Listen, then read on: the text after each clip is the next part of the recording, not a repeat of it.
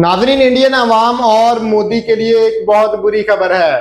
बुरी खबर क्या है, इस खबर की सारी तफसीलात इस वीडियो में आपके साथ शेयर करूंगा कि अमेरिका में अमेरिकन प्रेसिडेंट डोनाल्ड ट्रंप ने वॉशिंगटन में खिताब करते हुए अमेरिका की बड़ी बड़ी कंपनियों जैसे कि गूगल और माइक्रोसॉफ्ट समेत तमाम बड़ी कंपनियों को ये वाज़ेह पैगाम दे दिया है कि अब वो बैरून मुल्क खास तौर पर भारत से लोगों को नौकरियां देना बंद कर दें। अमेरिकी सदर डोनाल्ड ट्रंप ने अमेरिका की बड़ी कंपनियों पर तनकीद करते हुए ये भी कहा कि अब आप लोगों ने अमेरिका से बहुत फायदा उठाया। अमेरिकी सदर डोनाल्ड ट्रंप ने अमेरिकी बड़ी बड़ी कंपनियों को ये वाज़ेह हुक्म दिया है कि अब वो खास तौर पर भारत में कंपनियां बनाना बंद करे और भारत से मुलाजमीन की हायरिंग मुकम्मल तौर पर बंद कर दे।